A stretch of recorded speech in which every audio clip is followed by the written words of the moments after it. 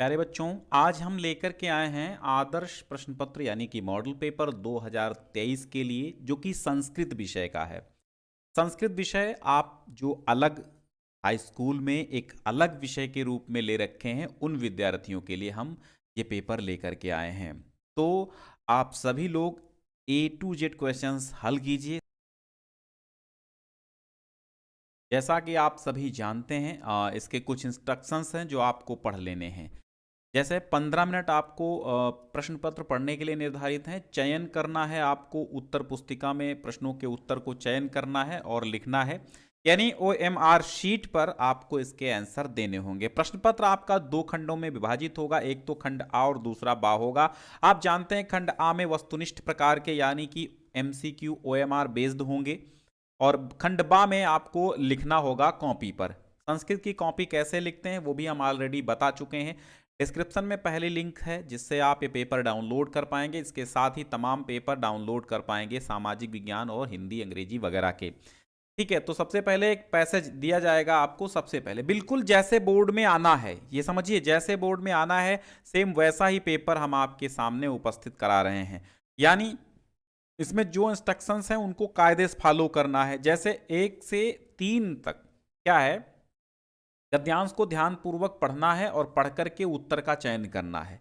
जैसे नैतिक मूल्य ही व्यक्तेः सामाजिक प्रतिष्ठा अभिवर्धते, मानव कल्याणाय नैतिकता आवश्यकी। नैतिक मूल्य से व्यक्ति की सामाजिक प्रतिष्ठा बढ़ती है और मानव कल्याण के लिए नैतिकता आवश्यक है।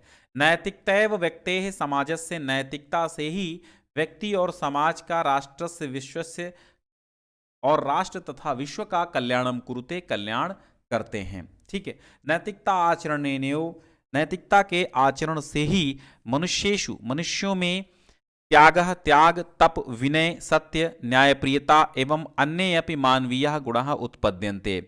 यानी नैतिकता के आचरण से ही मनुष्यों में त्याग, विनय, वात्सल्य, दया, करुणा, सत्य, न्यायप्रियता एवं अन्य भी मानवीय गुण उत्पन्न हो जाते हैं।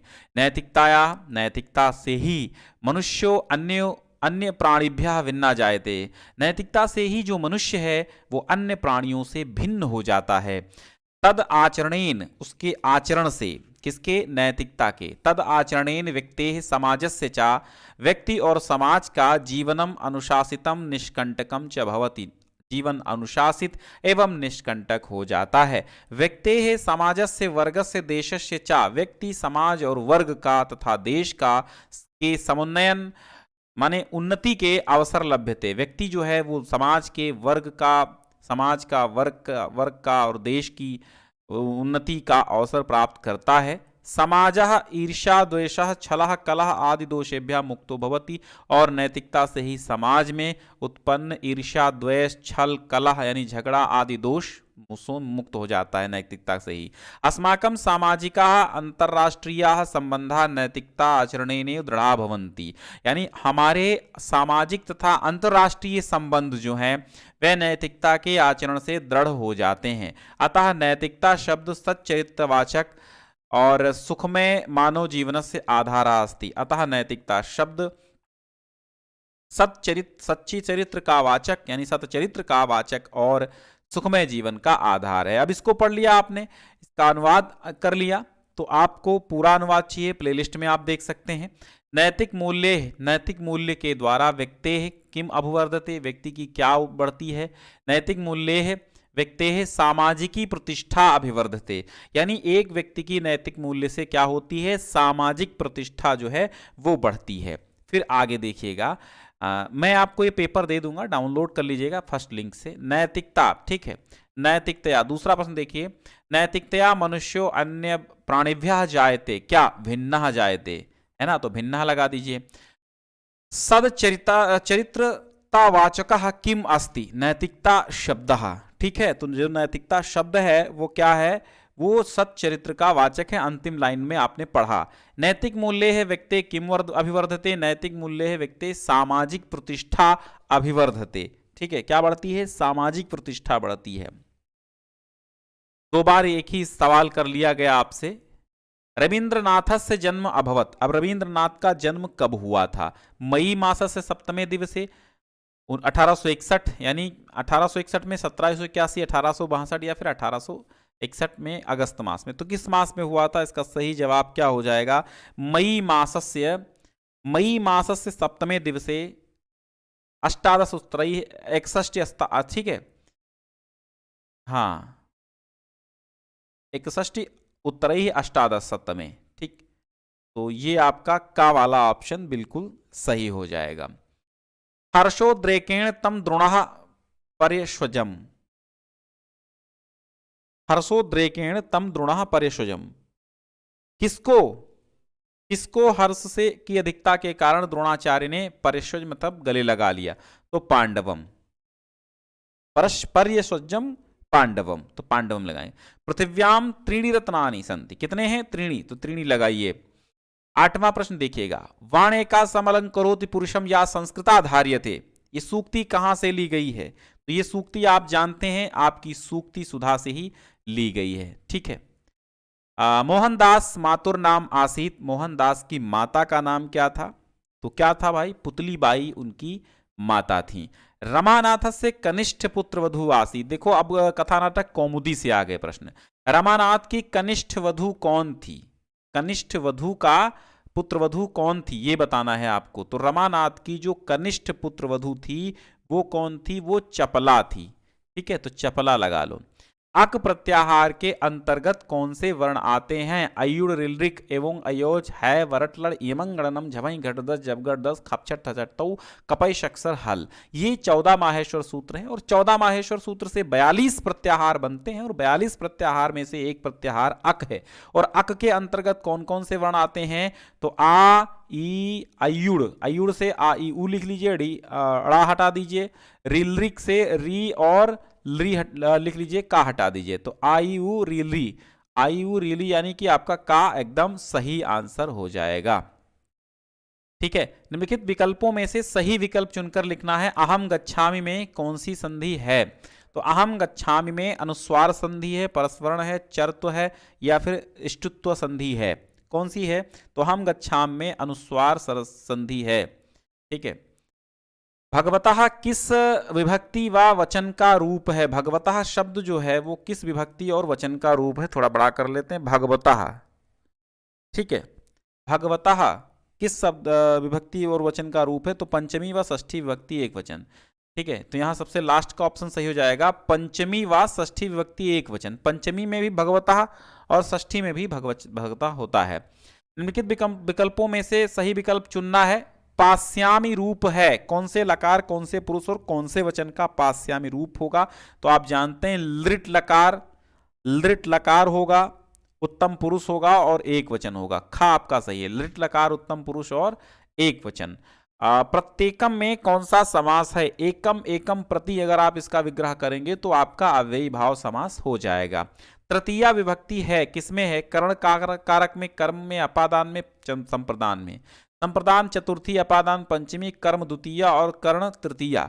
तो कर्ण कारक में तृतीया विभक्ति है। पिबन में कौन सा प्रत्याहार, कौन सा प्रत्यय लगा हुआ है? शानच, क्षत्रि, तुमुन या फिर तिन प्रत्यय। तो पिबन है ना, क्षत्रि, पिबन, पिबंती, पिबत, ठीक है। तो पिबन में क्षत्रि प्रत्यय होगा, ठीक है, यही उत्तर आपका सही है, क्षत्रि प्रत्यय, ठीक है। क्या हो जाएगा? क्षत्रि प्रत्यय आपका होगा, ठीक है, क्षत्रि प्रत्यय हो जाएगा पिबन में। चलिए आगे देखिए भाई, 17 हो गया। अब 18वां प्रश्न देखिएगा, बिल्कुल अंतिम 20 प्रश्न आपके करने हैं, ठीक है, 20 प्रश्न करने हैं। तो सह प्रश्नम पृच्छति वाक्य वाच्य परिवर्तनम भविष्यति, यानी कि सह प्रश्नम पृच्छति, इस वाक्य का वाच्य परिवर्तन क्या होगा? सह का तेन प्रश्नम का प्रश्नम, पृच्छति का पृच्छते हो जाएगा, ठीक है, पृच्छते हो जाएगा। हाँ, तो क्या लगाएंगे आप इसका? तेन प्रश्नः पृच्छते सह ग्रंथम लिखति। मैंने एक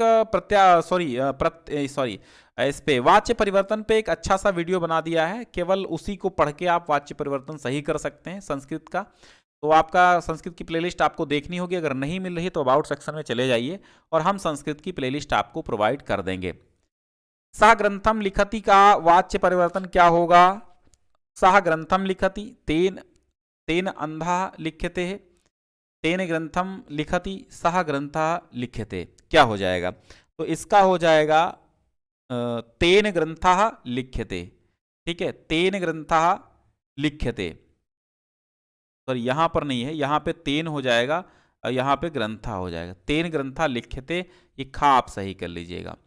20वां और अंतिम प्रश्न एमसीक्यू वाला, अहम पाठम पठामि वाक्यस्य वाच्य परिवर्तनम भविष्यति, मैं पाठ को पढ़ता हूं, तो अहम का मया हो जाएगा, अहम का मया हो जाएगा, पाठम का पाठम, पठामिका पठामिका, देखिए क्या हो जाएगा, पठामिका पठ्यते हो जाएगा। तो मया पाठम पठ्यते, तो कौन सा सही हो जाएगा? गा वाला, मया पाठः पठ्यते, पाठम नहीं पाठः हो जाएगा। ठीक है, मया पाठः पठ्यते, मेरे द्वारा पाठ पढ़ा जा रहा है। अब जो ये होगा, क्या होगा आपका? अब आपका जो होगा ये खंड बा, खंड गा बा में आपके वर्णात्मक प्रश्न आएंगे। ठीक है, जिन्हें आपको कॉपी पर लिखना होगा।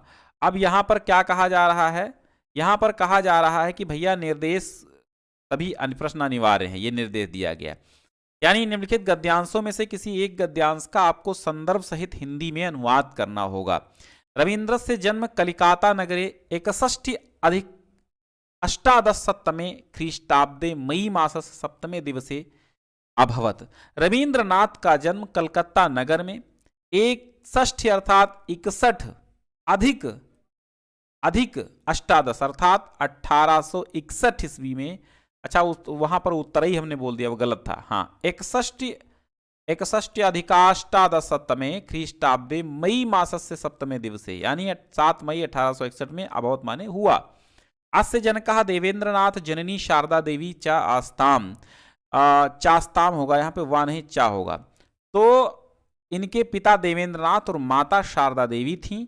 रवीन्द्र से जन्म एकस्मिन् संभ्रांते समृद्धे ब्राह्मण कुले जातम, रवींद्र का जन्म एक संभ्रांत समृद्ध ब्राह्मण कुल में हुआ। एक एक मीनिंग समझना है तो आपको प्लेलिस्ट देखनी होगी। अभी मैं पेपर हल करवा रहा हूं, एक प्रकार से पेपर हल के साथ साथ पेपर का रिवीजन भी आपके सब्जेक्ट का चल रहा है। बात वही है, चाहे आप सॉल्यूशन करवा लीजिए, चाहे आप जो है चैप्टर का रिवीजन करवा लीजिए, बात एक ही होती है। तो रवींद्र का जन्म एक संभ्रांत यानी समृद्ध संभ्रांत ब्राह्मण कुल में हुआ था। यस्य संविधे, जिनके सामने अचला विशाला संपत्ति चा आसीत, जिनके सामने अचल विशाल अचल संपत्ति थी। अतो भृत्य बहुलम, इसलिए भृत्य बहुलम माने होता है नौकरों की बहुलता के कारण, भृत्य ही परिपुष्टम, नौकरों के द्वारा ही पाले गए, संरक्षितम जीवनम, नौकरों के द्वारा पालन पोषण तथा नौकरों के द्वारा संरक्षित, सेवकों के द्वारा संरक्षित जीवन, बंधनम अनुभवत, उनको बंधन प्रतीत हुआ। अतः स्वच्छंद विचरणाय, इसलिए स्वच्छंद विहार के लिए, स्वच्छंद विचरण करने के लिए, क्रीडनाय स्वच्छंद विचरणाय स्वतंत्रता पूर्वक विचरण करने के लिए, टहलने के लिए, क्रीडनाय खेलने के लिए, सुलभो अवकाशः न आसीत, सुलभ अवकाश नहीं था, तेन मनः खिन्नमेव वास्तः, उनका मन दुखी ही हो गया रहता था। ठीक है, तो अब देखिएगा ये कहां से लिया गया, संदर्भ सहित आपको लिखना है ना, तो संदर्भ सहित लिखना है, इसका मतलब ये कहां से लिया गया है, तो ये रवींद्रनाथ टैगोर पाठ का है, समझ गया। पुरातन कालात्यो भारते कवयः नीतिकारः मनोरमया सरसया गिरा नीति वाक्यान् कयाभिः श्लोकैः च व्यरचयत्, इत्यं नीतिशास्त्राणि व्यवहार विदे कांता संमितयो उपदेश युजे बभूव, फलतु इदं संपन्नः साधारणापि जनाः व्यवहाराय नीति वाक्यान् नीति श्लोकांश गलविल आधा कुर्वन्ति इसमें। चलिए इसका समझ लेते हैं। तो ये जो है आपका नैतिक मूल्यानि पाठ से लिया गया है, और इससे पहले जो था विश्वकवि रवींद्र से लिया गया था, तो इसको भी आप जो है आराम से समझिए। पुरातन कालात्यो, तो पुरातन काल से ही, प्राचीन काल से ही भारत में कवयः कवि, नीतिकारः नीतिकार, मनोरमया माने मनोरम, सरसया माने सरस, गिराम माने वाणी, नीति वाक्यान वाणी के द्वारा, नीति वाक्यानि कथा भी नीति वाक्यों से, कथा भी कथाओं के द्वारा, श्लोकैश्च और श्लोकों को विरचित माने रचा, यानी कि कवियों और नीतिकारों ने सुंदर और सरस वाणी द्वारा कथाओं श्लोकों से नीति वाक्यों की रचना की, कथाओं तथा श्लोकों से नीति वाक्यों की रचना की। इत्यम नीति शास्त्राणि, इत्थम माने इस प्रकार, नीति शास्त्राणी नीति शास्त्र व्यवहार विदे, नीति शास्त्र जो थे इस प्रकार क्या हुआ, नीति शास्त्र व्यवहार को जानने के लिए, व्यवहार विदे मतलब व्यवहार को जानने के लिए, कांता सम्मित तयो उपदेश युजे, और पत्नी से सम्मित होने से, उपदेश से युक्त होने के लिए, बभूव, बभूव माने होने के लिए, हुए, बभूव माने हुए, ठीक है। कांता सम्मित तयो उपदेश युजे बभूवुः, यानी पत्नी से सम्मित होने से, उपदेश से युक्त होने के लिए हुए। फलंतु इदं परिणामतः संपन्न साधारणः अपि जनाः, संपन्न और साधारण लोगों ने भी व्यवहाराय व्यवहार के लिए नीति वाक्यानि, नीति वाक्यों का, नीति श्लोकांश्च और नीति श्लोकों को गल बिलाधा कुर्वन्ति स्म, जो साधारण लोग थे वे भी नीति श्लोकों और नीति वाक्यों को कंठस्थ कर लेते थे। यथाचा चाणक्य नीति, और जैसे कि चाणक्य नीति, विदुर नीति, विदुलोपाख्यान नैतिक मूल्यांकन से लिया गया ना, पंचतंत्रम शुक्र नीति, घटकर कृत नीतिसार, और सुंदर पांडेन कृता, सुंदर पांडे द्वारा रचित नीति द्विषष्टिका, और भल्लाल शतक द्वारा भल्लाट शतकम और भल्लाट शतक, भर्तहरि कृतम भर्तहरि द्वारा रचित नीति शतकम, बल्लाल शतकम और बल्लाल शतक, दृष्टांत शतकम और दृष्टांत शतक इत्यादि बहूनि नीति पुस्तकानि संस्कृते उपलभ्यन्ते, इत्यादि बहुत सारी नीति की पुस्तकें संस्कृत में उपलब्ध हैं। ठीक है, फिर कहा गया निम्न में से किसी एक पाठ का सारांश लिखना है। नैतिक मूल्यानि कविकुल गुरु कालिदासः गुरु नानक देवः। ठीक है, फिर कहते हैं कि निम्न में से किसी एक की हिंदी में व्याख्या करनी है। तो चलिए अब क्या कहा गया है, अब ऊपर जो दिया गया है आपको, हाँ ये जो है हाँ फिर है ये, हाँ ठीक है। सारांश के बाद निम्नलिखित पद्यों में से किसी एक की हिंदी में व्याख्या करनी है। समः शत्रौ च मित्रे च तथा मानपमानयोः शीतोष्ण सुख दुखेषु समः संग विवर्जितः। तो ये इसका हिंदी अनुवाद करना है और फिर 2 श्लोक आपको दिए जाएंगे जिनका संस्कृत में अनुवाद करना होगा, संस्कृत में व्याख्या करनी होगी। ये श्लोक गीतामृतम नामक चैप्टर का है। ठीक है, गीतामृतम में भगवान श्री कृष्ण अर्जुन से कहते हैं, समः शत्रौ च मित्रे च, शत्रुता में और मित्रता में समान, तथा मान अपमान्यो, मान तथा अपमान में यानी सम्मान तथा, यानी जो व्यक्ति दुश्मन और सुहृद में, मान और अपमान में, और फिर क्या कहा गया, शीतोष्ण सर्दी में गर्मी में, सुख दुखेश और सुख दुख में, समः संग विवर्जितः समान रहता है, वो संग विवर्जितः यानी जो व्यक्ति दुश्मन और सुहृद में, मान और अपमान में, सर्दी और गर्मी में, दुख और सुख में समान भाव रखता है, और जो इंद्रियों के विषय में अनासक्त है वह मुझे प्रिय है। संग विवर्जितः माने जो आसक्तियों को त्याग देता है, यानी जो इंद्रियों को वश में कर लेता है, वो मुझे प्रिय है। तो गीतामृतम चैप्टर से है, वाणेका समलंकरोति पुरुषम या संस्कृता धार्यते, और छीयन्ते खलु भूषणानि सततम वागभूषणम भूषणम। कहने का मतलब एक है वाणेका, एक वाणी ही है, समलंकरोति जो अलंकृत करती है, पुरुषम माने पुरुष को, या माने जो संस्कृता माने बड़े संस्कार पूर्वक, धार्यते माने धारण करता है। ठीक है, यानी मात्र एक वाणी है जो पुरुष के द्वारा भली भांति धारण की जाती है, वो अलंकृत करती है मनुष्य को, क्योंकि बाजूबंद उसे अलंकृत नहीं करते।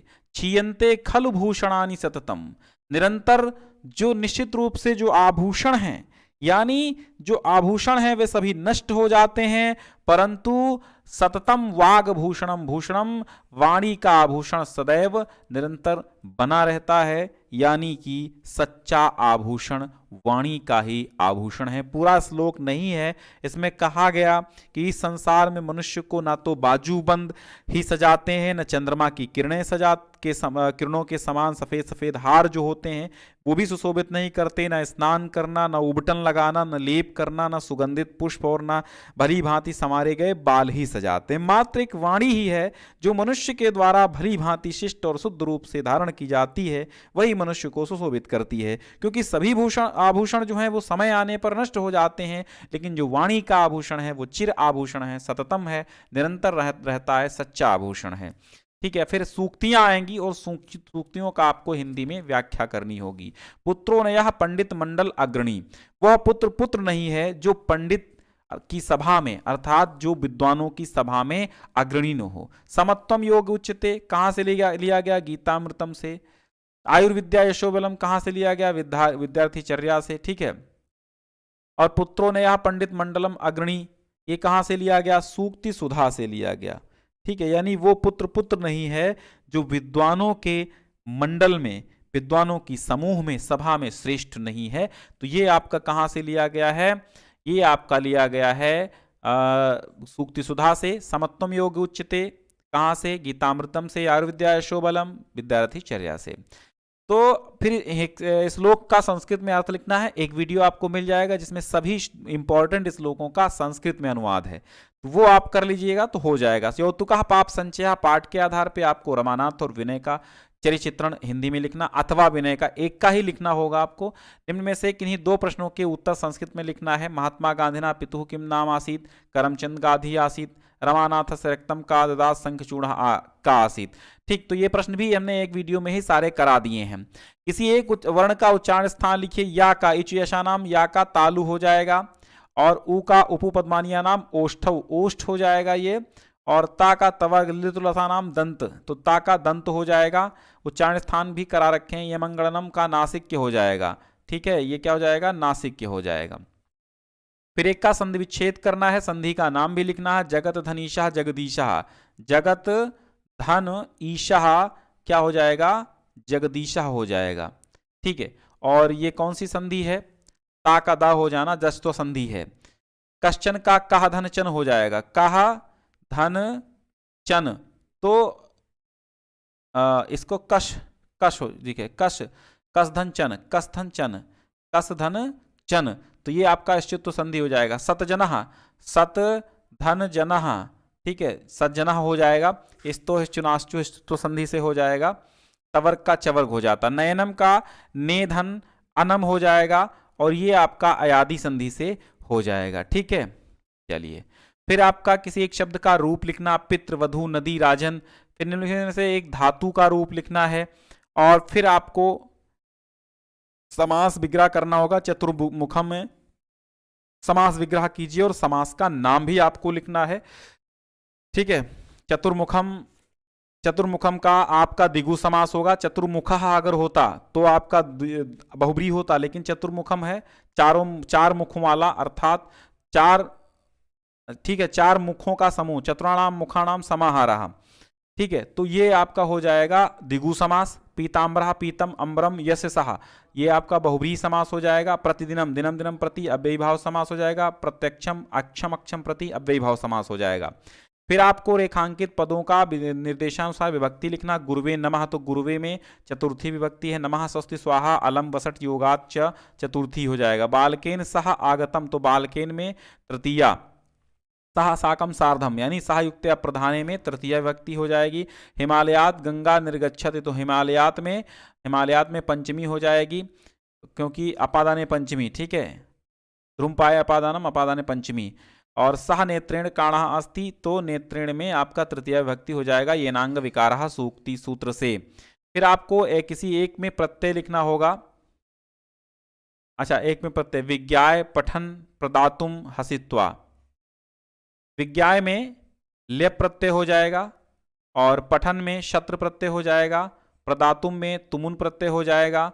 हसित्वा में हस प्रत्यय कत्वा प्रत्यय हो जाएगा। ठीक है, और फिर आप देखिएगा वाच्य परिवर्तन करना है। ऊपर वाच्य परिवर्तन कर चुके हैं। अहम पुस्तकम पठामि, अहम का मया हो जाएगा। मया पुस्तकः पठ्यते, मया पुस्तकः पठ्यते हो जाएगा। सीता गीताम पठति, तो सीतया गीताम पठ्यते। सह क्रीडति, तेन क्रीड्यते। सीता पत्रम लिखति, तो सीतया पत्रम लिख्यते, ठीक। फिर तुम सब पढ़ते हो, तो त्वम युवाम यूयम, ठीक है। और पठसी पठता पठत, तो यूयम पठथ, यूयम पठथ। तुम्हें हंसना चाहिए, ठीक है। तो ये बना लीजिएगा, बहुत सिंपल से हैं, मैंने करा दिया है। क्या करा दिया है भाई? मैंने करा दिया है, अनुवाद के नियम हमने करा दिए हैं। आप चाहें तो आप वीडियो देख सकते हैं, प्लेलिस्ट में संस्कृत अनुवाद के नियम पड़े हुए हैं। फिलहाल मैं बता दूंगा, और संस्कृत निबंधों की भी एक प्लेलिस्ट अलग बनी हुई है, तो आराम से वो निबंध भी आप देख लीजिएगा, ठीक है। तो आगे आपको संस्कृत मैंने बताया ना, निबंध जो है प्लेलिस्ट बनी हुई है। फिर किन्हीं 4 वाक्यों का, 4 शब्दों का संस्कृत में वाक्य प्रयोग करिए, ठीक है। त्वम किम नामस्ति, भवान किम करोसि, आप क्या करते हो। और त्वम कुत्र गच्छसि, अहम आवाम वयम, आवाम पठावः, ठीक है। सः तत्र गच्छति, आकाशे खगाः क्रीडन्ति, इयम् आकाशवाणी अस्ति, अयम लघु